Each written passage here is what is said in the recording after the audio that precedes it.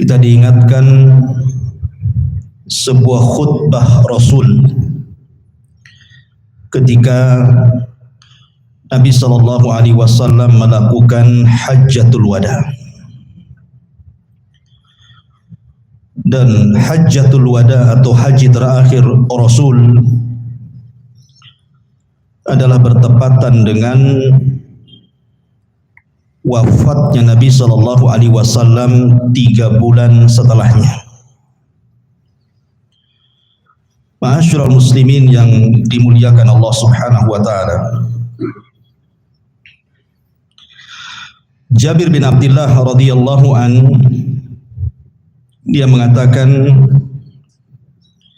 inna Rasulullah sallallahu alaihi wasallam makatha 9 sinina lam yahuj. Thumma udhina fin nasi fil ashirati anna Rasulullah sallallahu alaihi wasallam hajun faqadimal madinata basharun katsirun kulluhum yaltamisu an ya'tamma bi Rasulillah sallallahu alaihi wasallam wa ya'mal mithla amalihi.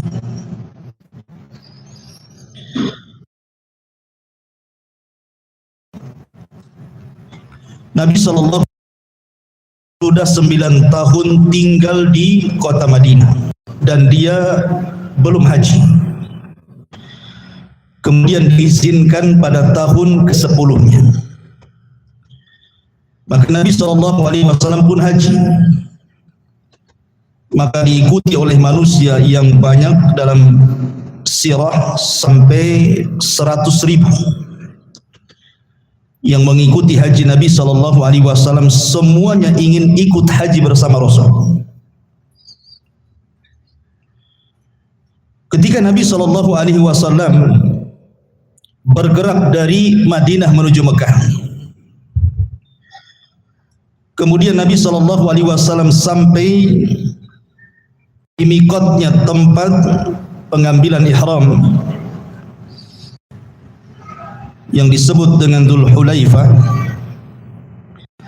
maka Nabi SAW mulai bertalbiyah, labbaik Allahumma labbaik la syarika laka labbaik innal hamda wan ni'mata laka wal mulk la syarika lak. Kemudian Nabi SAW sepanjang perjalanan sampai menuju Mekah terus bertalbiyah. Sesekali Nabi SAW melewati beberapa bukit. Kemudian Nabi SAW bertanya, ayyu wadin hadha? Ini lembah apa namanya? Maka para sahabat mengatakan, hadha wadil azraq. Ini adalah lembah Azraq. Kemudian Nabi SAW terdiam.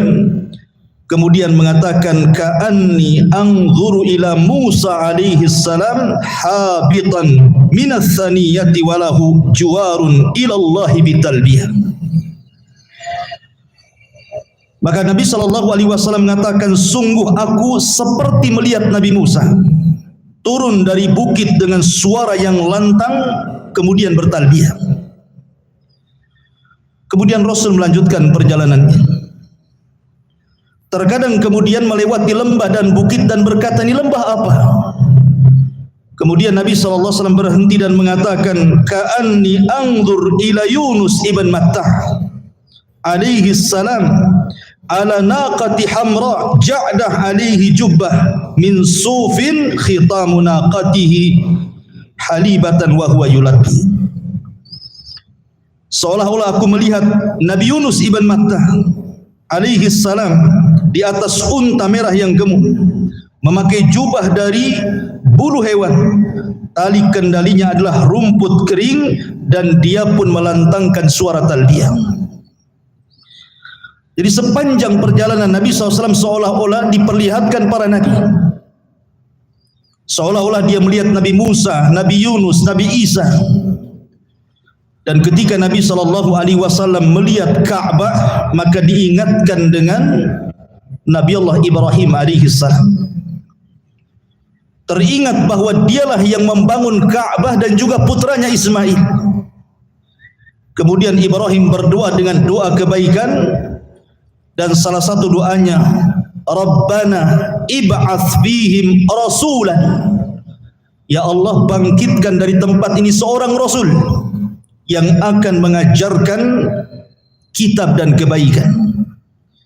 Maka Nabi SAW adalah satu doa yang dimaksud oleh Ibrahim alaihi salatu wassalam. Ya Allah, bangkitkan di tempat ini seorang rasul, maksudnya Nabi SAW. Kemudian setelah Nabi SAW, pada tanggal 8 Dzulhijjah, disinilah mulai setat haji yang disebut dengan hari Tarwiyah. Hari Tarwiyah, kenapa disebut Tarwiyah? Karena ketika Ibrahim alaihi salatu wassalam bermimpi, yang diceritakan kepada putranya Ismail, inni ara fil manami anni azbahuka fanzur madza tara. Wahai anakku, semalam ayahmu bermimpi bahwa aku menyembelih dirimu. Maka Ibrahim pun merasa bimbang, apakah ini adalah wahyu dari Allah atau hanya sekedar mimpi. Makanya disebut Tarwiyah. Baru setelah kemudian hari kedua, Ibrahim mimpi dengan mimpi yang sama, maka hari kedua disebut Arafah. Arafah itu artinya Ibrahim yakin, mengetahui sudah bahwa ini mimpi dari Allah Subhanahu wa ta'ala. Makanya Ibrahim langsung kemudian mendatangi Ismail dan menceritakan mimpinya, dan Ismail langsung menyambut mimpinya dan mengatakan, ya abatif alma tu'mar satajiduni insyaallahu minas sabirin. Wahai ayahku, kalau ini perintah Allah, lakukan saja, karena engkau akan mendapati aku insyaallah termasuk hamba Allah yang sabar. Maka hari Tarwiyah kemudian Rasul pun bergerak ke Mina. Maka di Mina inilah kemudian Nabi SAW salat duhur, asar, maghrib, isya dan juga fajar diqashar tanpa jamaah. Kemudian ketika matahari meninggi pada hari ke-9 atau tanggal 9 Dzulhijjah, barulah Nabi SAW bertolak ke Arafah. Bertolak ke Arafah. Jadi ada yang mengatakan Arafah di situ karena mimpi kedua Ibrahim, sehingga dia Araf itu artinya mengenal, mengetahui, oh ini betul-betul mimpi dari Allah. Tapi ada juga yang mengatakan Arafah di situ karena pertemuan Adam dan Hawa. Jadi ketika Adam dan Hawa sudah dekat, yang disebut dengan Muzdalifah, kemudian betul-betul berjumpa di bukit yang kemudian saling mengenal, maka bukit itu disebut Arafah. Tapi yang jelas bahwa penentuan haji itu ada di Arafah, di wukuf di Arafah. Nanti terakhir kita akan jelaskan, karena banyak yang bertanya juga kepada saya tentang perbedaan waktu. Tentang perbedaan waktu pemerintah kita dengan wukuf di Arafah. Bagaimana nanti hukumnya? Apakah kita tetap melihat wukuf di Arafah kemudian kita puasa dengan melihat wukuf, ataukah kita tetap harus mengikuti pemerintah? Ma'asyiral muslimin yang dimuliakan Allah Subhanahu wa taala. Ketika Nabi SAW kemudian berjalan di atas untanya, di sini Allah Subhanahu wa taala turunkan ayat tentang kesempurnaan Islam. Allah Subhanahu wa taala berfirman, "Al-yauma akmaltu lakum dinakum wa atmamtu 'alaikum ni'mati wa raditu lakumul Islam madina." Pada hari ini kusempurnakan kepada kalian agama kalian, kusempurnakan nikmatku untuk Islam sebagai agama kalian. Dan ayat ini adalah ayat yang agung yang Allah turunkan kepada umat Islam. Sehingga ada seorang Yahudi datang kepada Umar bin Khattab, atau ada yang mengatakan kepada Salman Al-Farisi radhiyallahu anhu. Kemudian dia mengatakan, "Ya Salman, apakah nabimu, maksudnya Rasul, mengajarkan kepadamu segala sesuatu sampai ke urut jamban?" Dalam kata orang Yahudi, seandainya ayat ini turun kepada kami bangsa Yahud, tentu kami akan menjadikan turunnya ayat ini sebagai Id ulang tahun bagi kami. Karena kebanggaan bahwa Islam itu agama yang sempurna. Kemudian Nabi SAW terus bertolak di atas untanya. Disitulah kemudian Allah Subhanahu wa taala turunkan ayat yang merupakan akhir ayat yang turun kepada Rasul. Surah Al-Baqarah 281 Allah mengatakan, "Wattaqu yauman turja'una fihi ila Allah, summa tuwaffa kullu nafsin ma kasabat wa hum la yudhlamun." Inilah ayat yang terakhir turun. Allah mengatakan, takutlah kalian akan sebuah atau suatu hari yang kalian akan kembali semuanya kepada Allah, kemudian kalian akan diwafatkan dan membawa amalan kalian, dan kalian tidak mungkin dizalimi. Maka Nabi SAW pun kemudian mengatakan di hadapan manusia, "Ayyuhan nas, khudhu anni manasikakum, fa inni la adri la'alli la ahujju ba'da ami hadha." Kata Rasul, "Wahai manusia, ambillah dariku manasik-manasik haji kalian. Karena boleh jadi," kata Rasul, "ini haji terakhirku pada tahun ini dan kalian tidak mungkin menjumpai diriku lagi." Sebab itulah kenapa haji ini disebut Hajjatul Wada, haji perpisahan. Karena Rasul yang mengatakan, boleh jadi ini haji terakhirku, boleh jadi ini tahun terakhirku, kalian tidak mungkin berjumpa dengan aku lagi. Makanya khutbahnya juga disebut khutbah Hajjatul Wada, khutbah perpisahan Rasul dengan para sahabat Nabi SAW. Kemudian Nabi SAW mengatakan, "Ayyu syahrin hadha?" Tahukah kalian bulan apa ini? Maka sahabat mengatakan, "Allah wa rasuluhu alam." Allah dan Rasulnya yang tahu. Kemudian sahabat mengira bahwa Rasul akan mengganti nama bulan ini. Kemudian Rasul menjawab, "Bukankah ini Dzulhijjah?" Maka sahabat mengatakan, "Tentu." Kemudian Rasul mengatakan, "Fa ayyu baladin hadza?" Tahukah kamu negeri apa ini? Semua sahabat terdiam dan mengatakan Allah dan Rasulnya yang tahu. Sahabat mengira Rasul akan mengganti nama Mekah.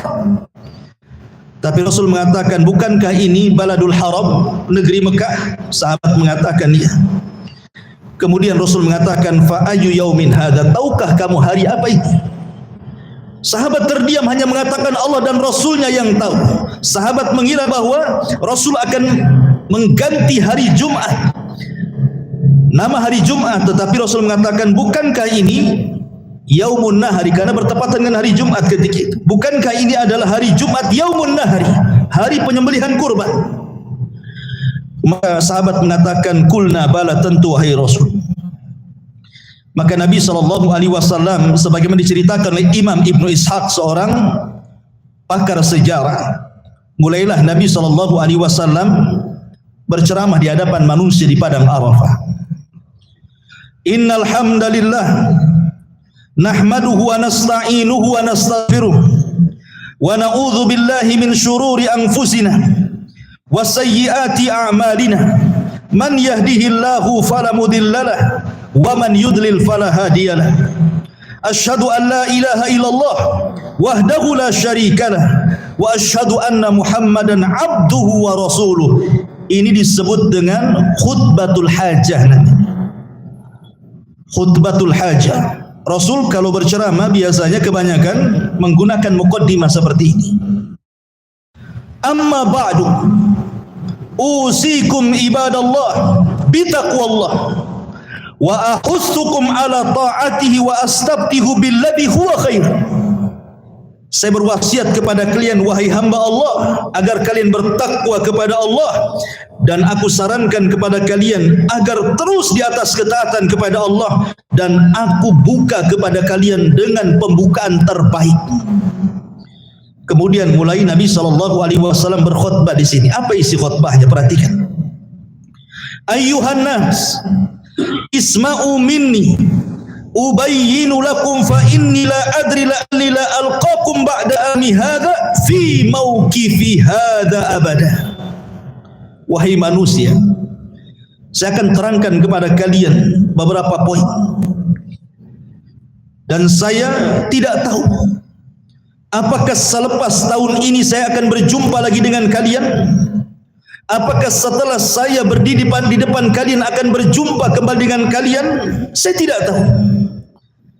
Seolah-olah Nabi SAW mengisyaratkan adanya perpisahan di sini, adanya perpisahan dengan para sahabat Nabi SAW. Kemudian poin pertama, Rasul mengingatkan persoalan besar. Kata Nabi SAW, ayyuhan nas, inna dima'akum wa amwalakum wa a'radakum haramun alaikum ka hurmati yaumikum hadha fi syahrikum hadha fi baladikum hadha ala hal ballagtu Allahumma fashhad. Wahai manusia, sesungguhnya darah-darah kalian, sesungguhnya harta-harta kalian, sesungguhnya kehormatan kalian dalam Islam terjaga seperti terjaganya negeri ini, seperti terjaganya bulan ini, seperti terjaganya hari ini. Wahai manusia, saksikanlah aku sudah menyampaikan ini kepada kalian. Nabi SAW memulai dengan kata-kata persoalan darah, persoalan harta, dan persoalan kehormatan, karena ini yang banyak terjadi. Lihat hari ini pertumpahan darah, persis seperti yang disabdakan Nabi SAW, al-qatil la yadri fima qatal wal maqtul la yadri fima qutil. Orang yang membunuh tidak paham alasannya kenapa dia membunuh. Orang yang dibunuh lebih bingung lagi kenapa dia bisa dibunuh. Karena dalam Islam itu soal darah itu sudah ada aturannya. Kalau dia membunuh, qisas, atau dia berzina dan dia muhsan, dirajam. Ma'asyiral muslimin yang dimuliakan Allah Azza wa Jalla. Jadi Nabi SAW mengingatkan soal darah karena Rasul tahu bahwa sepeninggalnya persoalan darah itu akan diremehkan. Dan betul hari ini kita lihat, gara-gara soal sepele saja darah bisa tercecer, nyawa bisa tercabut. Makanya Rasul ingatkan tuh soal darah. Kemudian soal harta, persis seperti yang disabdakan Nabi SAW, sayati alaikum zaman la yubalil mar'u bima akhadal man. Akan datang zamannya, kata Rasul, di mana orang tidak peduli dengan cara mengambil harta, apakah dengan halal, apakah dengan haram. Dan sekarang sudah kelihatan, yang penting dapat harta tanpa peduli halal haram. Kemudian Rasul mengingatkan soal kehormatan. Karena soal kehormatan itu paling banyak dirobek kaum muslimin. Orang mudah mencaci, memaki, menggibah, namimah, dan begitu seterusnya. Maka Rasul mengingatkan persoalan-persoalan kezaliman sehari-hari yang akan dilakukan kaum muslimin. Ingat bahwa darah kalian, harta kalian, kehormatan kalian terjaga dalam Islam. Tidak boleh ditumpahkan darahnya, tidak boleh diambil hartanya, tidak boleh dirobek kehormatannya. Ini khutbah yang luar biasa. Kemudian kata Nabi SAW, faman kanat indahu amanatun falyuaddiha ila man i'tamanahu 'alaiha. Barang siapa yang diserahi amanah, tunaikanlah amanah itu kepada orang yang berhak menerima amanah itu. Karena persoalan amanah ini sejak zaman dulu sangat langka, apalagi di zaman sekarang. Orang yang dititipi harta tidak amanah, orang yang dititipi jabatan tidak amanah, orang yang dititipi keluarga tidak ada amanah, orang yang dititipi anak pun tidak amanah. Jadi ini mencakup semua aspek kehidupan manusia soal amanah ini. Makanya Nabi SAW mengingatkan soal amanah. Badan kita sendiri amanah dari Allah sebenarnya. Terkadang kita tidak bisa menjaga mata kita untuk memandang yang haram, telinga kita mendengar yang haram, lisan kita berucap dengan yang haram. Kita sendiri loh, badan kita tidak bisa kita ini menjaga amanah Allah. Makanya Rasul ingatkan soal amanah.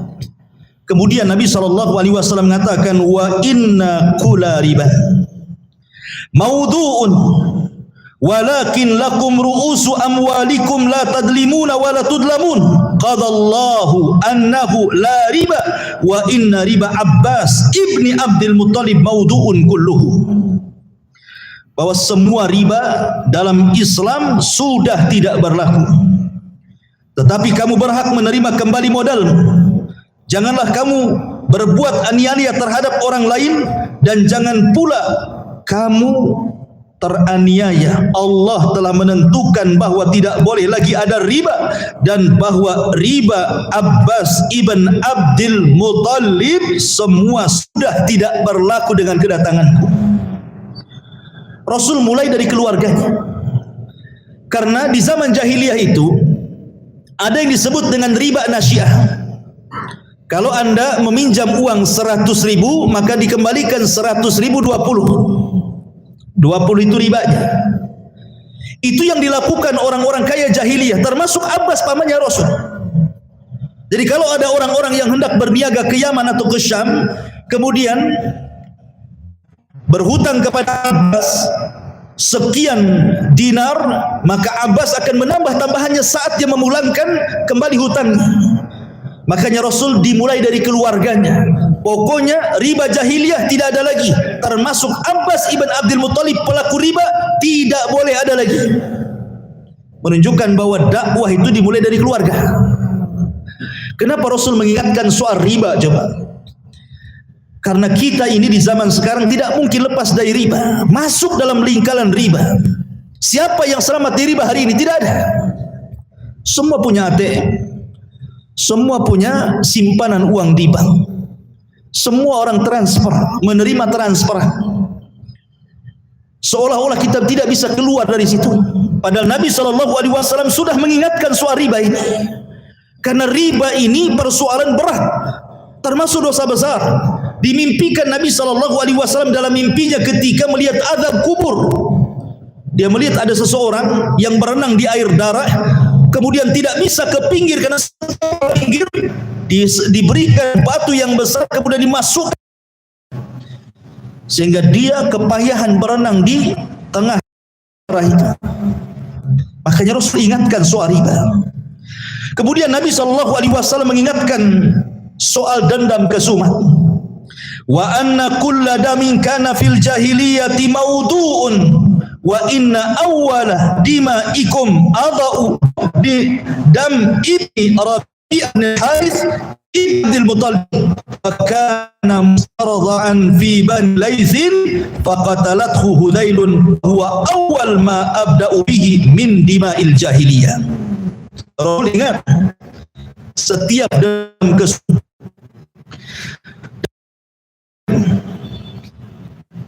karena di zaman jahiliyah begini, ikhwan, kalau seandainya ada perang antar kabilah, kemudian membunuh, dia harus bersedekah, dan tidak bukan orang membunuh, yang jelas dia kabilah sana.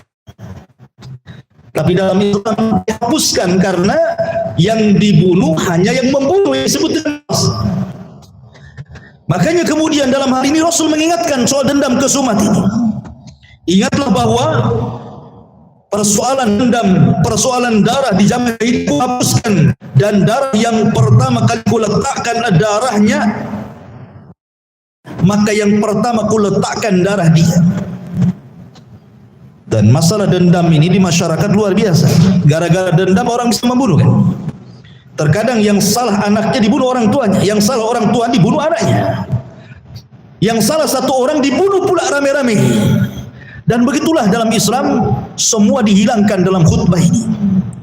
Kemudian Nabi SAW mengingatkan, amma ba'du ayyuhan nas fa inna syaitana qad ya'isa min an yu'bada bi ardikum hadhihi abada walakinnahu in yuta'a fima siwa dhalik faqad radiya bihi mimma tahkiruna min a'malikum daruhu ala dinikum.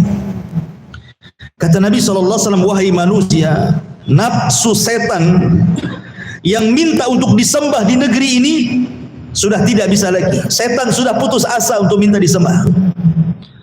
Akan tetapi kata Rasul, kalau kamu turutkan dia walaupun dalam hal-hal yang kamu anggap remeh, yang berarti merendahkan segala amal perbuatanmu, niscaya syaitan akan senang.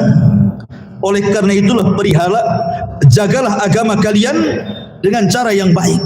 Maksudnya begini, syaitan itu mungkin bagi orang-orang yang sering ke majelis ilmu, menjaga sholat 5 waktu, menyuruh antum untuk menyembah dia susah. Artinya dalam seperti mamanya menyembah berhala, menyembah patung dan yang lainnya mungkin susah orang kalau sudah bertauhid. Tapi syaitan akan mencari celah untuk menghancurkan amal kita. Dimasukkanlah amal kita dengan riya, dimasukkanlah amal kita dengan sum'ah, dengan takabur, meremehkan perkara-perkara kecil. Ini sunnah saja, nggak apa-apa, nggak diamalkan, dan begitu seterusnya. Setan akan mengambil celah ini. Dalam riwayat, walakin bitahrisi bainakum, tetapi setan berusaha untuk membuat kalian bergaduh, bertengkar, berikhtilaf. Terkadang ada satu masjid bermasalah antar pengurus, satu yayasan bermasalah antar pengurus, satu pesantren, satu organisasi, satu ormas, satu partai. Setan berusaha untuk ke situ. Ma'asyiral muslimin yang dimuliakan Allah Subhanahu wa taala. Kemudian Rasul sallallahu alaihi wasallam mengingatkan lagi tentang kemuliaan bulan Hurum. Kata Nabi sallallahu alaihi wasallam, ayyuhan nas, innaman nasi'u ziyadatun fil kufri yudhallu bihi alladhina kafaru yuhillunahu aman wa yuharrimunahu aman liyuwatiu iddata ma harramallah fayuhillu ma harramallah wa yuharrimu ma ahallallah wa inna zamana qad istadara alaikum ka hayati yawma khalaqas samawati wal ard inna iddatash shuhuri indallahi 12 syahran minha arba'atul hurum salasatun mutawaliyatun dzulqa'dati wa dzulhijjati wal muharram war rajabul mudhar bainal jumada wa sya'ban. Kata Nabi SAW, wahai manusia, menunda-nunda berlakunya larangan bulan suci berarti memperbesar kekufuran. Dengan itu orang-orang kafir tersesat.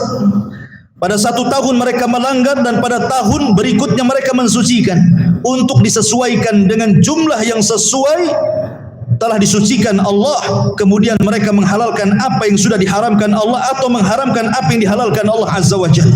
Zaman itu berputar. Allah telah menciptakan langit dan bumi dan jumlah bulan itu 12 dalam setahun. Dari 12 bulan itu ada 4 bulan suci, 3 berturut-turut, 1 terpisah. Dzulqa'dah, Dzulhijjah, Muharram, kemudian bulan Rajab, bulan di antara Jumadil Akhir dan bulan Sya'ban, kata Rasul. Artinya begini, orang-orang jahiliyah itu mereka terkadang melanggar bulan hurum. Dzulqa'dah, Dzulhijjah, Muharram, Rajab ini disebut Asyhurul Hurum namanya. Tidak boleh berperang. Tapi terkadang mereka melakukan peperangan di bulan ini. Makanya Allah Subhanahu wa taala kemudian berfirman tentang mereka, tidak boleh seperti ini. 1 tahun kau melanggar, tahun depan kau mensucikan apa yang Allah sucikan. Makanya kemudian dalam Islam 4 bulan ini menjadi 4 bulan suci juga.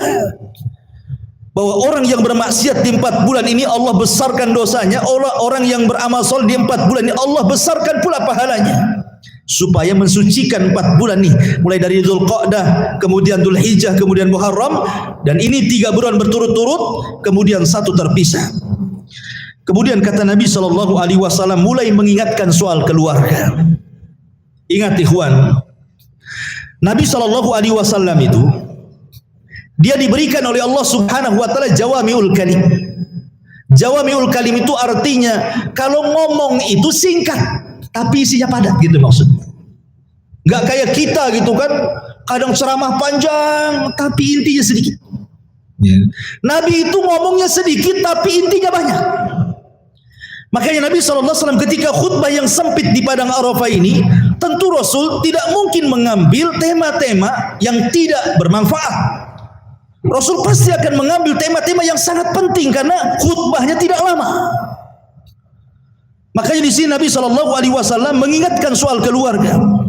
Kata Nabi SAW, ayyuhan nas, fa inna lakum ala nisaikum haqqa wa lahunna alaikum haqqa lakum alaihinna alla yuti'na furushakum ahadan takrahuna wa alaihinna alla ya'tina bifahishatin mubayyinah fa in fa'alna fa innallaha qad adina lakum an tahjuruhunna fil madaji wadribuhunna gharban ghaira mubarrih fa in intahayna falahunna rizquhunna wa kiswatuhunna bil ma'ruf wastausu binisa'i khairan fa innahunna indakum awanun la yamlikuna li anfusihinna syai'an wa innakum innama akhadtumuhunna bi amanatillah wastahlaltum furujahunna bi kalimatillah fattaqullaha fin nisa wastausu bihinna khaira ala hal balagtu Allahumma syhad.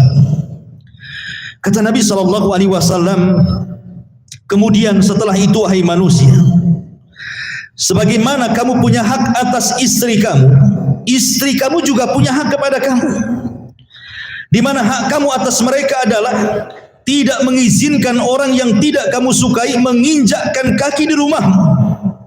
Dan jangan sampai mereka secara terang-terangan membawa perbuatan keji atas dirimu. Kalau sampai mereka melakukan semua itu, Tuhan mengizinkan kamu berpisah tidur dengan mereka dan boleh memukul mereka dengan pukulan tanpa bekas. Bila mereka sudah tidak melakukan hal itu, artinya sudah taat kepadamu, maka kewajibanmu tetap memberikan rizki dan juga pakaian kepada mereka.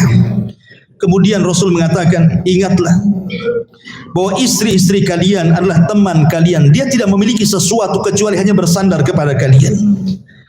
Kalian mengambil dengan amanah Allah dan kalian menghalalkan kemaluannya dengan kalimat-kalimat Allah. Bertakwalah kepada Allah terhadap wanita-wanita kalian, maka perbaikilah pergaulan kalian dengan istri-istri kalian dengan baik. Di sini Nabi SAW kenapa kemudian memfokuskan urusan keluarga? Karena baiknya sebuah negara itu dimulai dari keluarga. Ingat, baiknya sebuah bangsa itu dimulai dari keluarga. Kalau seluruh keluarga muslim dalam sebuah bangsa dan negara itu semua baik, pasti pemimpinnya akan baik. Kenapa demikian? Karena tidak mungkin rakyat yang baik memilih pemimpin yang tidak baik. Mustahil. Rakyatnya sholat, tidak mungkin memilih pemimpin yang tidak sholat. Kemudian rakyatnya amanah, tidak mungkin pula memilih pemimpin yang tidak amanah. Rakyatnya suka beribadah, tidak mungkin pula kemudian memilih pemimpin yang tidak suka ibadah. Pasti akan memilih yang baik. Nabi SAW memilih miniatur negara yang paling kecil, keluarga, untuk mengambil sesuatu yang luas. Kalau anda sudah memperbaiki keluarga kalian, maka pasti bangsa dan negara ini akan baik. Karena pemimpin itu cerminan rakyat. Pemimpin yang jahat karena rakyatnya jahat. Pemimpin yang baik karena rakyatnya baik.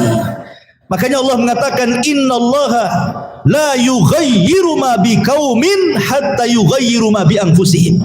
Allah tidak mungkin merubah sebuah kaum sampai mereka rubah diri mereka sendiri. Tidak bisa rakyat kemudian mencela pemerintah, meminta agar pemerintah baik kalau mereka juga tidak baik. Bagaimana caranya? Karena pemimpin itu lahir dari rakyat masalahnya. Ma'asyiral muslimin yang dimuliakan Allah, maka di sini Rasul mengajarkan soal tatanan keluarga di sini. Bahwa istri punya hak, suami juga punya hak. Masing-masing ada haknya dan harus dijalankan. Kalau suami istri itu sudah menjalankan haknya masing-masing, saya kira apa yang difirmankan Allah Subhanahu wa taala itu akan menjadi sebuah fakta dalam kehidupan rumah tangga. Wa min ayatihi an khalaqalakum min anfusikum azwaja litaskunu ilaiha wa ja'a bainakum mawaddatan wa rahmah inna fi dzalika laayatin liqaumin yatafakkarun. Tujuan berumah tangga itu sakinah, mencari ketenangan. Dari ketenangan lahirlah cinta, lahirlah kasih sayang, dan itu mukjizat dari Allah Subhanahu wa taala. Ma'asyiral muslimin yang dimuliakan Allah Subhanahu wa taala. Kemudian Rasul mengingatkan kembali, ayyuhan nas, isma'u qauli wa'qil, wahai manusia, dengarkan, pegang ucapanku, kata Rasul. Anna kulla muslimin akhun li muslim wa annal muslimina ikhwatun fala yahillu limri'in min akhihi illa ma a'tahu an tibi nafsi minhu fala tadlimuhunna anfusakum. Dengarkan wahai manusia, setiap muslim itu bersaudara buat muslim yang lainnya, dan kaum muslimin semuanya bersaudara. Tetapi seseorang tidak dibenarkan mengambil sesuatu dari saudaranya kecuali jika dengan senang hati diberikan kepadanya. Maka janganlah kalian saling mendolimi antar diri kalian. Rasul tahu pentingnya persatuan, tahu pentingnya ukhuwah. Karena kalau sesuatu itu sudah bercerai-berai, pasti akan mengalami kelemahan dan kemunduran. Lihat ketika Nabi SAW bercerita soal kelemahan kaum muslimin di akhir zaman. Kata Nabi SAW, aku khawatir kondisi kalian itu seperti nampan yang berisi makanan kemudian dikeroyok oleh orang-orang yang kelaparan. Nampan kaum muslimin, dan yang mengeroyok itu orang-orang luar Islam. Sahabat bertanya, ya Rasulullah, amin qillatin nahnu yauma, apakah karena sedikitlah kami pada itu? Rasul, tidak, antum yauma idzin katsirun, bahkan kalian jumlahnya banyak, tapi ada penyakit yang sudah menimpa hati kalian, penyakit wahan. Kemudian Rasul menyebutnya hubbud dunya wa karahiyatul maut. Ketika orang sudah cinta dunia dan takut mati, maka itulah penyakit yang menyebabkan kelemahan kaum muslimin. Karena cinta dunia inilah yang berarti orang itu mudah bercerai. Orang kalau tujuannya dunia pasti berpecah. Kalau orang sudah tujuan hidupnya dunia, pasti berpecah. Lihat antar tetangga saja hasad gara-gara dunia. Itu Anda tetangga yang koper rumahnya dengan kita, dia bisa hasad dengan kita. Gara-gara mungkin kita beli mobil, mungkin rumah kita tingkat, mungkin rumah kita cat, mungkin kita keramiknya agak bagus, itu sudah hasad tuh. Itu satu kopel tuh. Gimana kalau umpamanya dalam sebuah kelompok? Makanya Nabi SAW mengingatkan soal persaudaraan, dan persaudaraan itu dibangun lillahi wa fillahi wa ma'allahi, betul-betul karena Allah, meminta pertolongan Allah dan diikhlaskan karena Allah Subhanahu wa taala. Baru persatuan apapun itu, kalau itu yang dituju, pasti akan kuat. Maka Rasul mengingatkan soal pentingnya ukhuwah Islamiyah di sini. Kemudian Nabi SAW mengatakan, fala tarji'u ba'dik kafira yad'u ba'dukum riqaba ba'din fa inni qad taraktu fikum ma akhadtum bihi lan tadillu abada, kitab Allah wa sunnati. Kata Nabi SAW, ingat, jangan sampai sepeninggalku kalian kemudian jadi kafir, menyerang sebagian kalian kepada sebagian yang lainnya. Ingat, aku tinggalkan kepada kalian dua pusaka, kalau kalian pegang tidak sesat selama. Kemudian Rasul mengatakan kitab Allah Al-Quran dan sunnah Nabi SAW. Yang bisa menyelamatkan orang dari kesyirikan dan kekufuran hanya kembali kepada Al-Quran dan sunnah. Kalau tidak kembali kepada Al-Quran sunnah, sesat kalian. Itu makna sabda Nabi SAW. Kemudian Nabi mengingatkan soal urusan waris. Kata Nabi SAW, ayyuhan nas innallaha qad qasama likulli warisin nasibah minal miras wa la yajuzu liwarisin wa la yajuzu wasiyatun fi aktsar min thuluthin wal waladu lil firas walil akhiril hajar. Kata Rasul, ingat, Allah sudah membagi bagian-bagian warisan itu. Dalam surah Nisa kan sudah dibagi warisan si fulan dapat sekian, si fulan dapat sekian, dan tidak ada wasiat bagi ahli. Maksudnya seperti apa? Umpamanya ada orang tua punya anak 5, yang baik sama orang tuanya cuma 1, yang 4 ini kurang ajar semuanya. Akhirnya karena kebaikannya anak ini sudah merawat orang tuanya, kata orang tuanya, nak, karena engkau yang merawatku, rumah ini kau kasih kamu, yang lain gak saya kasih. Wasiat. Dalam Islam tidak ada wasiat seperti ini. Tidak ada wasiat seperti dalam Islam. Kenapa? Karena kalau seorang anak berbuat baik kepada orang tua, itu urusan pahala dia dengan Allah, bukan urusan rumah. Rugi dia kalau dapat rumah tapi meninggalkan surga. Karena ketika kemudian dia merasa punya wasiat dari orang tuanya, karena merasa dia merawat ibundanya, mendolimi ahli waris yang lainnya. Soal dia merawat orang tuanya, soal dia dengan Allah, dia dapat pahala besar. Karena birrul walidain itu adalah amalan tertinggi setelah tauhid. Harusnya dia meminta balasan kepada Allah. Itu namanya wasiat. Tidak boleh dalam Islam wasiat itu, karena wasiat itu hanya berlaku kepada orang yang di luar ahli waris. Umpamanya punya anak angkat, dia berwasiat kepada anak angkatnya. Anak angkat bukan ahli waris, boleh diwasiati. Itu pun tidak lebih dari sepertiga, kata Rasul. Paling banyak sepertiga harta. Ya.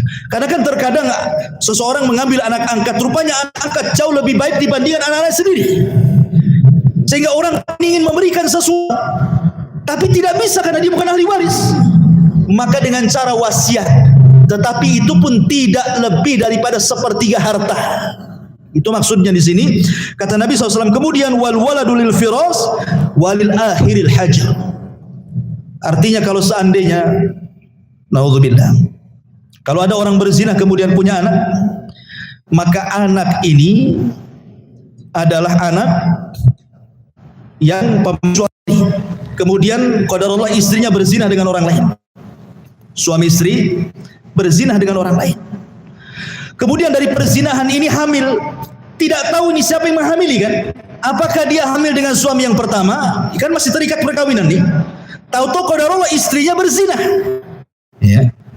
Kemudian hamilnya ini enggak jelas apakah dihamili oleh laki-laki yang menzinahinya atau dihamili dengan suami sahnya, kan tidak jelas tuh. Maka kalau memang tidak terjadi mula'anah di sini, maka bayi itu masih tetap bayi yang suami sahnya, bukan pezinahnya, kecuali ada bukti DNA atau apa gitu kan yang membuktikan bahwa dia laki-laki yang menzinahinya. Kemudian kata Nabi sallallahu alaihi wasallam, "Man ila ghairi abihi aw tawalla ghaira mawalihi fa alaihi la'natullahi wal malaikah wan nasi ajmain la yaqbalullahu minhu sarfan wala adla."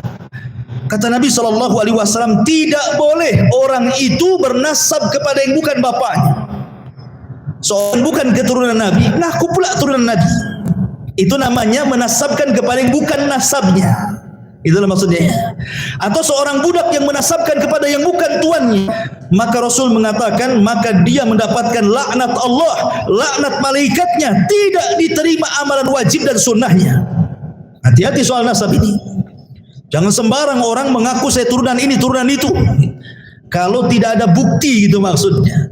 Karena tidak boleh dalam Islam itu menasabkan kepada yang bukan nasabnya. Di zaman Rasul aja punya anak angkat namanya Zaid. Oleh Rasul diganti namanya Zaid ibn Muhammad, turun ayat surah Al-Ahzab, dan Rasul ditegur.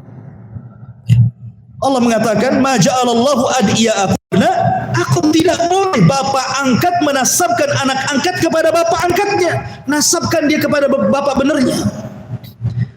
Karena ada orang tua angkat, saking sayangnya dengan anak itu karena diambil dari bayi, dinasabkan pula kepada bapak angkatnya. Berikan kepada bapak yang memang anak orang itu, bapak orang itu, kecuali kalau tidak diketahui maka cukup dinasabkan dengan kalimat Abdullah, hamba Allah, selesai. Ma'asyiral muslimin yang dimuliakan Allah Subhanahu wa taala. Kemudian Nabi sallallahu alaihi wasallam setelah banyak memberikan nasihat, terakhir Rasul mengatakan, "Wa antum tus'aluna anni, fama antum qailun." Kalian akan ditanya soal diriku, kira-kira apa yang kalian jawab? Kemudian mereka mengatakan, "Nashhadu annaka qad balagh wa addait wa nasah." Faqala bi isbihi yarfa'uha ila as-sama'. Allahumma shahad, Allahumma shahad, Allahumma shahad, Allahumma inni qad balagh. Kemudian Rasul mengatakan, Kalian akan ditanya di hadapan Allah tentang diriku. Sudahkah aku menyampaikan syariatku kepada kalian? Syariat Allah kepada kalian? Maka sahabat mengatakan, ya, kami bersaksi engkau sudah menyampaikannya. Engkau sudah memberikan nasihat kepada kami. Engkau sudah menyampaikan semuanya. Maka Rasulullah SAW langsung telunjuknya mengarah ke langit dan mengatakan, ya Allah, saksikan bahwa aku telah menyampaikan semuanya. Tidak ada yang kutup-tutupi. Semua wahyu sudah kusampaikan kepada umatku. Ma'asyiral muslimin yang dimuliakan Allah Subhanahu wa taala. Setelah Nabi sallallahu alaihi wasallam, dan ini adalah inti poin daripada khutbatul hajat fil wada, khutbah hajah ketika haji wada. Kemudian setelah itu Nabi sallallahu alaihi wasallam pulang. Setelah hajatul wada, Nabi sallallahu alaihi wasallam bertolak dari Mekah menuju Madinah. Istilah Nabi sallallahu alaihi wasallam mulai terasa sakit-sakitan. Karena ingat bahwa dari hajatul wada ke wafatnya Nabi sallallahu alaihi wasallam itu hanya 3 bulan. Habis itu Rasul meninggal. Jadi ketika Nabi sallallahu alaihi wasallam kemudian pulang dari hajatul wada, kemudian 9 hari sebelum wafatnya Nabi sallallahu alaihi wasallam terasa amat sangat berat, sakit parah, tidak bisa bangun. Tapi Nabi sallallahu alaihi wasallam berusaha memaksakan diri untuk berziarah kepada kuburan syuhada Uhud. Maka dipapahnya Nabi sallallahu alaihi wasallam menuju Uhud. Ketika sampai di Uhud, Nabi sallallahu alaihi wasallam mengucapkan salam kepada mereka.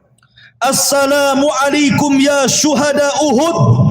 Antum sabiqun wa inna insyaallah bikumul lahiqun wa inna insyaallah bikumul lahiqun.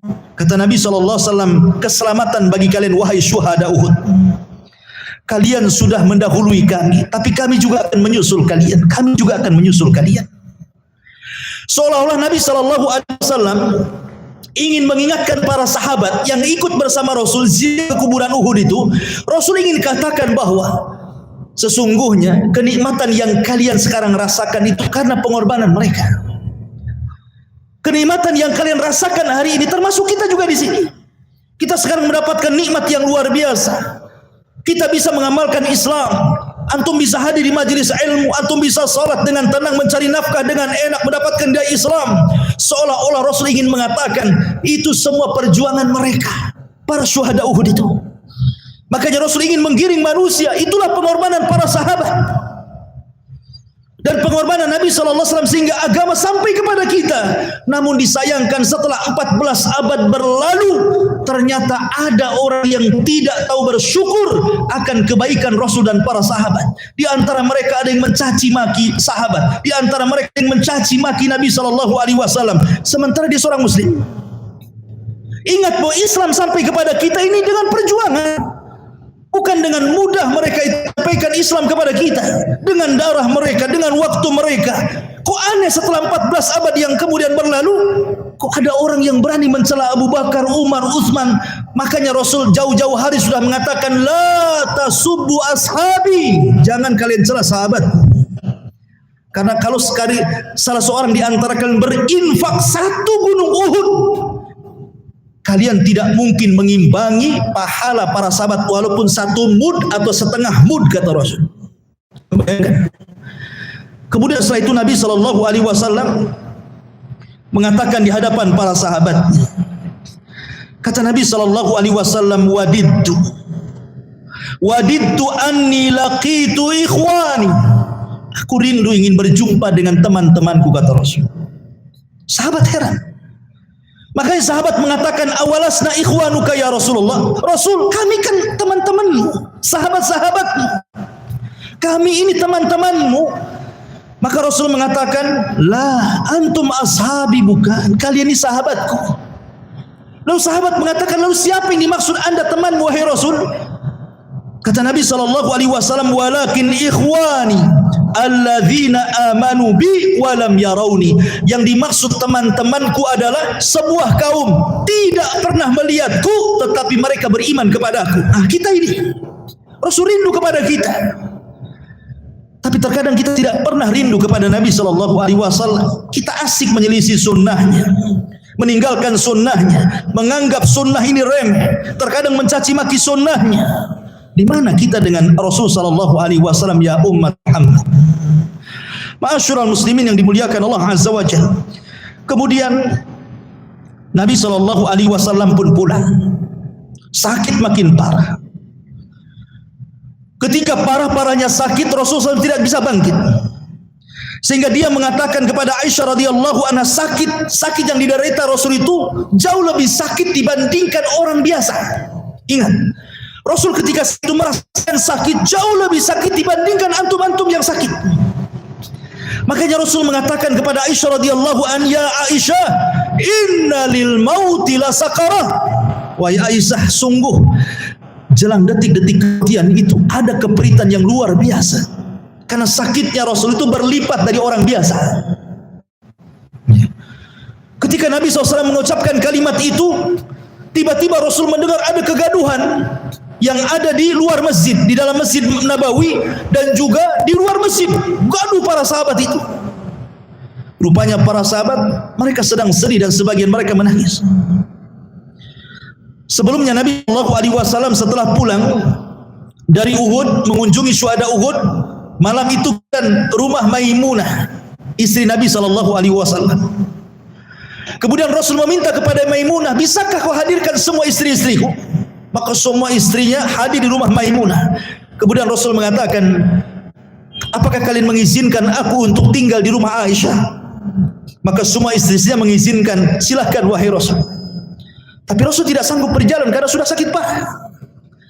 Maka datanglah Ali radhiyallahu anhu dengan Fadl bin Abbas, mapah Rasul dari rumah Maimunah ke rumah Aisyah radhiyallahu anha.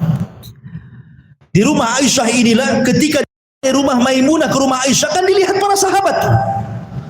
Melihat bagaimana Rasul lunglai sakit parah, tersebarlah berita ini hampir ke seantero Madinah. Akhirnya warga-warga Madinah, para sahabat semua berdatangan dan berjumpal di masjid Nabi Shallallahu Alaihi Wasallam. Sebagian mereka sedih dan menangis sehingga suara mereka sampai masuk ke rumah Aisyah radhiyallahu anha. Sehingga Rasul bertanya kepada Aisyah, ini suara siapa wahai Aisyah? Maka Aisyah radhiyallahu anha mengatakan, itu suara sahabat-sahabat engkau wahai Rasul. Mereka takut akan kondisimu. Maka akhirnya kemudian Nabi SAW meminta kepada Ali dan Fadl, tolong papah aku ingin berjumpa dengan sahabatku. Maka dipapahlah Nabi SAW yang sangat lemas kali itu. Kemudian dinaikkan ke atas mimbar, dan itulah wasiat terakhir diwasiatkan Nabi SAW. Apa wasiatnya? Kata Nabi SAW, wallahi mal faqru ahsya alaikum. Demi Allah, kata Rasul, bukanlah kefakiran yang aku takutkan kepada kalian, walakin ahsya alaikum an tubsatad dunya kama busitat ala man kana qablakum fatanafasuha kama tanafasuha wa tuhlikukum kama ahlakathum. Kemudian kalian berlomba-lomba seperti mereka berlomba-lomba, kemudian kalian binasa seperti mereka binasa. Kemudian kata Nabi SAW, ayyuhan nas, as-salatu salah wa ma malakat aymanukum. As-salatu salah wa ma malakat aymanukum. As-salatu salah wa malakat aymanukum. Jaga kalian salat, jaga oleh kalian salat, jaga oleh kalian salat, dan hamba-hamba sahaya kalian, jangan kalian zalimi. Kemudian Nabi SAW dalam sebuah riwayat yang lemah, ada sebagian ulama melemahkan riwayat ini, Rasulullah SAW mengingatkan kepada manusia soal hak sesama hamba. Kata Nabi SAW, man kuntu dharabtu dhahran fahadha dhahri falyaqtas minni. Siapa yang dulu pernah aku pukul pundaknya, ini pundakku, kisos sekarang. Wa man kuntu syatamtu irdan fahadha irdi falyaqtas minni. Atau barang siapa yang dulu ku caci maki kehormatannya, nih kehormatanku, caci sekarang, kata Rasul. Kemudian Rasul mengatakan, wa man kuntu akhadtu malan fahadha mali falyakhudh minhu. Atau dulu pernah ku ambil hartanya, nih hartaku, sebelum mati ambil segera hak kalian. Tiba-tiba dari kejauhan Ada seorang sahabat berdiri dan mengatakan, li qisas ya Rasulullah, aku hendak mengkisos dirimu wahai Rasul. Subhanallah, sahabat pandangannya tertuju kepada orang ini. Berani-beraninya orang ini dalam kondisi Nabi SAW sedang sakit, tiba-tiba kemudian minta kisos. Maka berilah Ali radhiyallahu dan Abbas dan sahabat yang lain, Rasul serahkan kisos itu kepadaku. Jangan, kalau memang engkau pernah memukul, biar aku yang dipukul, gitu bahasanya. Tiba-tiba dari kejauhan, rupanya yang datang adalah Ukasha ibn Mihsan. Ukasha ibn Mihsan ini adalah orang yang didoakan Rasul dari 70.000 orang yang masuk surga tanpa hisab dan adab. Ketika Ukasha mengatakan, Rasulullah, masukkan aku ke 70.000 orang yang masuk surga tanpa hisab dan adab. Kata Rasul, anta minhum, engkau termasuk mereka. Rupanya orang ini yang berdiri, yang sudah didoakan masuk surga oleh Rasul, berani-beraninya dia berdiri mengatakan, aku punya kisos dengan wahai Rasul. Tiba-tiba Ukasha makin berani kemudian mendekat Rasul. Semua sahabat geram. Kemudian Ukasha mengatakan, ya Rasulullah, dulu menghabiskan kami dalam perang, kemudian aku tidak lurus sapnya, tiba-tiba kau mendorong aku dengan tongkat, dan aku ingin kisah soal itu. Kata Nabi SAW, kalau begitu ambil tongkat, berikan kepada Ukasha. Subhanallah, lihat dalam kondisi seperti ini. Apa coba perasaan para sahabat? Masa Ukasha akan mendorong Rasul dengan tongkat di hadapan para sahabat? Beraninya sekali dia seperti itu. Sehingga hampir para sahabat semua emosi kepada Ukasha bin Mihsan. Tiba-tiba Ukasha mengatakan, ya Rasulullah, sewaktu engkau mendorong diriku, aku tidak menggunakan pakaian. Aku tidak menggunakan pakaian, karena pakaian tempo dulu itu kan kayak ihram itu pakaiannya, bukan kayak antum sekarang. Aku minta kau juga melepas pakaian. Akhirnya makin marah sahabat. Rasul melepas pakaiannya. Dan ketika Ukasha hampir mendorong tongkatnya kepada Nabi SAW dalam kondisi tegang seperti itu, tiba-tiba Ukasha melempar kemudian tongkat, memeluk Rasul dan mengatakan, ya Rasulullah, aku ingin kulitku yang terakhir menyentuh kulitmu di dunia ini wahai Rasul. Maka Ukasha pun menangis, semua orang menangis. Subhanallah. Ma'asyiral muslimin yang dimuliakan Allah Azza wa Jalla. Lanjut kepada khutbah Rasul yang terakhir. Nabi SAW mengatakan depan para sahabatnya, Inna Allaha khayyara abdan baina fid dunya wa baina indallah. Sesungguhnya Allah sudah memilih seorang hamba. Apakah dia mau diberikan dunia dan kenikmatannya, ataukah dia dipulangkan dan diberikan kenikmatan yang ada di sisi Allah Subhanahu wa taala? Dan hamba ini memilih apa yang di sisi Allah dibanding di dunia. Tiba-tiba Abu Bakar menangis. Menangis dengan sangat kencang. Kemudian sahabat ketika itu melarang Abu Bakar dan mengatakan, ya Abu Bakrin lima tuqatiu kalaman Nabi. Hei Abu Bakar, kenapa kau memutus ucapan Nabi? Biarkan dia berkhutbah.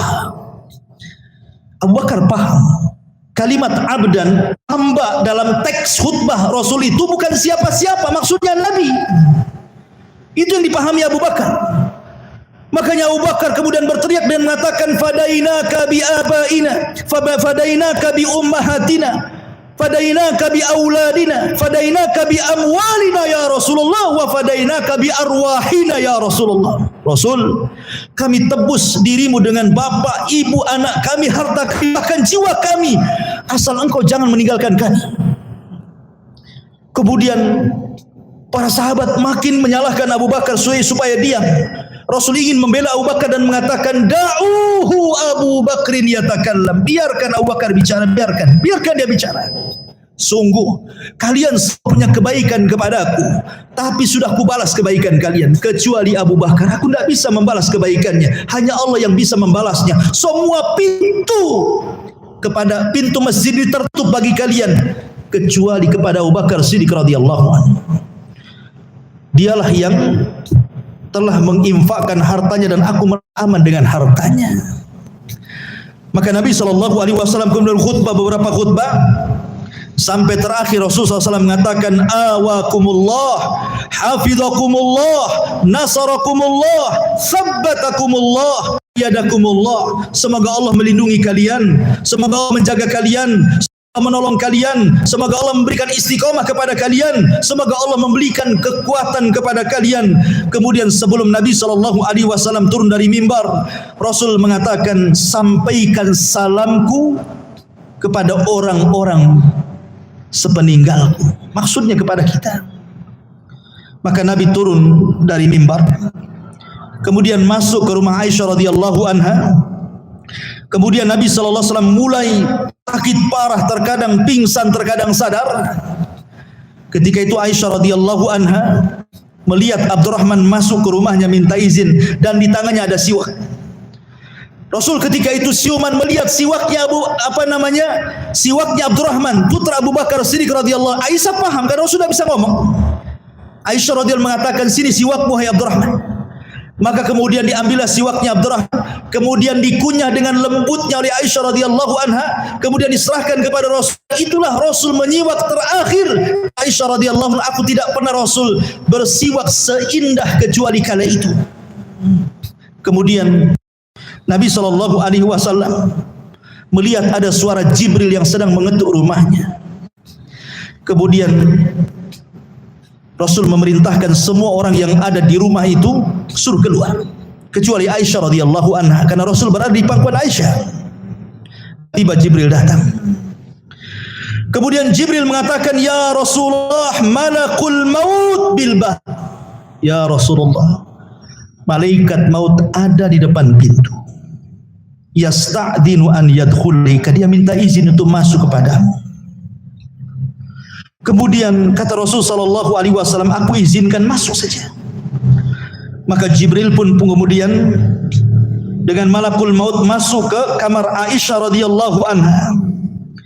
Kemudian dia mengatakan, assalamu alayka ya Rasulullah, kata malaikat maut, keselamatan bagi engkau wahai Rasul. Arsalanillah ukhayyiru, aku diperintahkan Allah untuk memberikan pilihan kepadamu wahai Muhammad, bainal baqa'i fid dunya wa baina antal haqqa billah.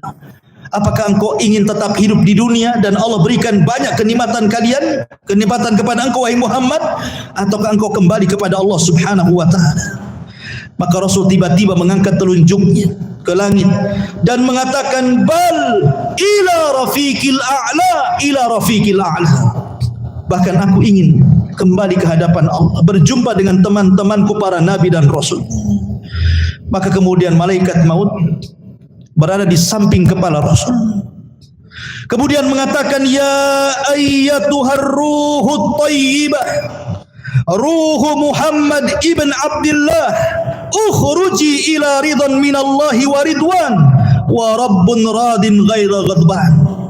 Wahai ruh yang baik, ruhnya Muhammad ibn Abdullah, keluarlah kepada keridhaan Allah, dan engkau akan mendapatkan ridha dari Allah tanpa ada kemurkaan dari Allah Subhanahu wa taala. Maka Rasul mengatakan, la ilaha illallah, la ilaha illallah, wa inna lil mauti lasaqarat. Maka Rasul mengucapkan kalimat tauhid, kemudian ruhnya dicabut oleh malaikat maut dan kembali kepada Allah Subhanahu wa taala.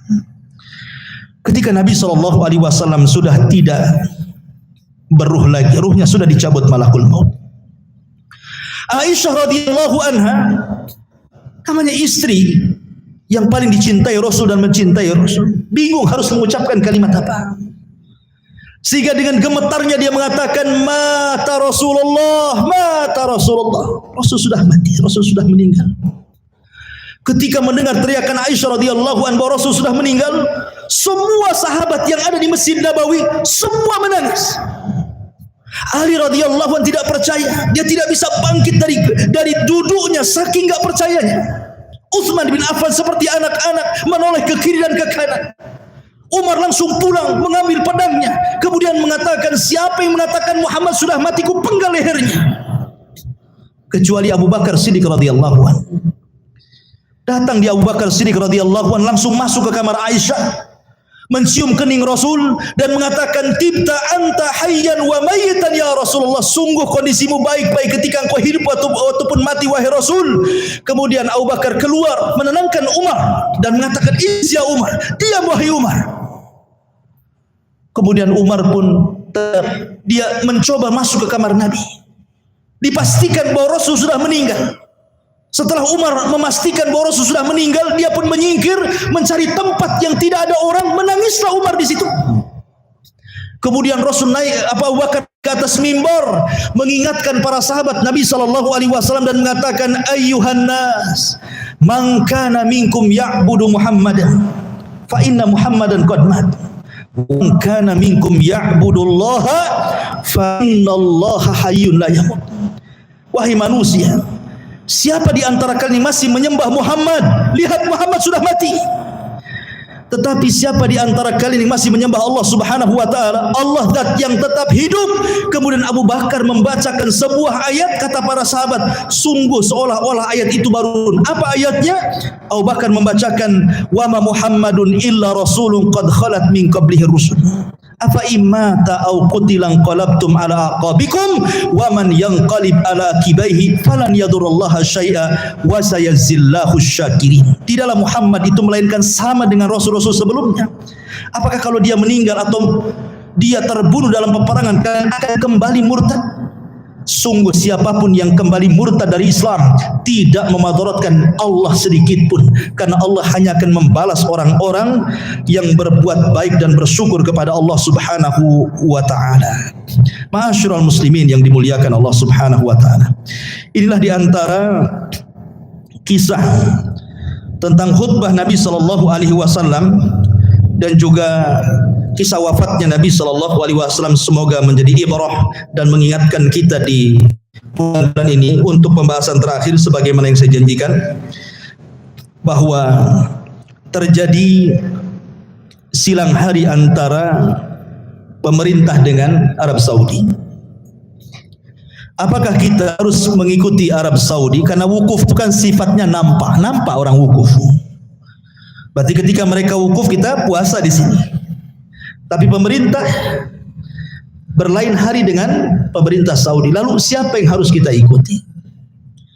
Al-Imam Ibnu Qudamah rahimahullahu ta'ala dalam kitabnya Al-Mughni jilid yang keempat halaman 442 mengatakan, fa amma yaumu Arafah fa huwa al-yaumut tasi' min Dzulhijjah. Adapun hari Arafah adalah hari yang ke-9 dari bulan Dzulhijjah. Sumya bidzalik, disebut nama Arafah li'anna al-wukuf bi Arafah fi, karena ada orang wukuf di Arafah maka disebut hari Arafah. Ya. Tetapi kemudian beliau mengatakan, akan tetapi kalau seandainya memang di sebagian belahan bumi Indonesia sekarang ada yang berbeda dengan apa yang dilakukan oleh Saudi, beda 1 hari gitu ya, atau mendahului 1 hari, atau mungkin ya biasanya duluan sana kan itu sebelum kita, karena kan bedanya 6 jam saja. Ingat bahwa patokan bulan berpindahnya 1 bulan ke bulan berikutnya dalam Islam itu disebut Qamariyah.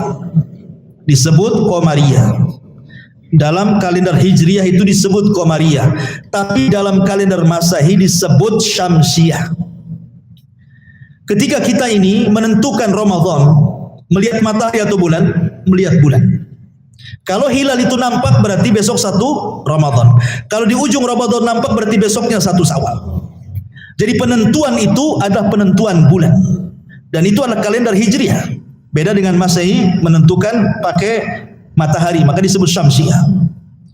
Artinya bahwa Al-Imam Ibnu Utsaimin rahimahullahu ta'ala dalam fatwanya mengatakan, idza kanatil buldan tahta hukmin wahidin wa amara hakimun al-bilada bisawmi awil fitri wajaba imtithalu amri li'anna al-mas'alata khilafiyah wa hukmul hakimi yarfa'ul khilaf wa bina'u ala hadha sumu waftiru kama yasumu wa yuftir ahla baladi alladhi antum fihi sawa'un wafaqa baladakum al-asli aw khalafahu wa kadzalika yaumu arafah ittabi'u al-balad alladhi antum fihi. Kata Syekh Utsaimin rahimahullahu taala, dia mengatakan, apabila sebuah negeri di bawah 1 hukum, Indonesia kan di bawah 1 pemerintahan, dan pemerintah memerintahkan negeri tersebut untuk berpuasa atau untuk Idul Fitri, maka kita wajib mengikuti aturan pemerintah. Kan ini masalah khilaf. Dan keputusan pemerintah bisa mengangkat perselisihan di dalam sebuah negara. Oleh karena itu maka berpuasalah atau beridul fitrilah ketika pemerintah puasa dan Idul Fitri, dan itu juga menyangkut hari Arafah. Maka ikutilah pemerintah kalian yang antum tinggal di situ. Jadi fatwa Syekh Utsaimin mengatakan disuruh ikut pemerintah. Karena menentukan hari Arafah bukan wukuf, tapi masuknya tanggal 1 Dzulhijjah. Ketika masuk tanggal 1 Dzulhijjah, kemudian kita masuk di tanggal 9, apakah ada wukuf atau tidak, itulah hari Arafah. Kita puasa Arafah di situ, walaupun tidak ada wukuf, maksudnya begitu. Karena yang menentukan bulan bukan wukuf, tetapi masuknya bulan tanggal 1. Ya. Tapi sekali lagi ini masalah khilafiyah. Kita tidak perlu berotot-otot di sini ya. Kalau seandainya dia mengikuti Saudi tidak ada masalah. Karena memang para ulama fikih itu berselisih tentang matlak. Apakah satu dunia satu matlak ataukah masing-masing negeri punya matlak? Karena ada beberapa hadis. Ada yang mengatakan bahwa satu dunia satu matlak. Ketika berdalil satu dunia satu matlak berdasarkan idza ra'aitumuhu fasumu, apabila engkau melihat bulan puasalah, berarti kalau melihat orang wukuf maka kita ikut puasa. Itu satu pendapat. Kita tidak mengingkari ada pendapat seperti ini. Ya.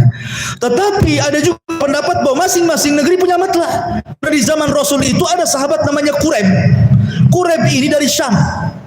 Di masa khilafah dia safar di tengah Ramadan ke Madinah, berjumpa dengan Abdullah ibn Abbas. Tiba-tiba di Syam hari Jumat puasanya, di Madinah hari Sabtu. Kemudian Quraib mengatakan, ya Ibnu Abbas, kenapa engkau tidak mencukupkan melihatnya Muawiyah yang ada di Syam? Kenapa tidak puasa hari Jumat? Kenapa hari Sabtu?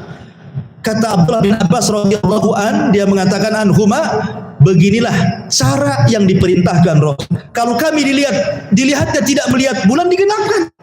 Itu yang disuruh Nabi. Berarti di sini ada perbedaan antara Syam dan Madinah kan? Antara Syam dan Madinah, di mana Madinah tidak mengambil ru'yahnya Muawiyah, tapi melihat bulan. Ketika tidak dilihat di Madinah, ya sudah, berarti digenapkan. Sya'bannya berarti lewat 1 hari. Syam Jumat, Madinah Sabtu. Nah gitu maksudnya. Dan itu dibenarkan. Ya. Sehingga kalaupun ada perbedaan antara wukuf dengan puasa dengan kita, maka ini masalah khilaf. Cuman banyak fatwa dari para ulama seperti Syekhul Islam Ibnu Taimiyah rahimahullah dan yang lainnya, bahwa untuk menyedikitkan khilaf kaum muslimin, serahkan urusan ini kepada pemerintah. Kalau pemerintah benar, maka kita dapat pahala, pemerintah dapat pahala. Kalau pemerintah salah, kita dapat pahala, mereka dapat dosa. Selesai. Subhanallah bihamdika, asyhadu an la ilaha illa anta astaghfiruka wa atubu ilaik. Allahu ta'ala alam. Assalamualaikum warahmatullahi wabarakatuh.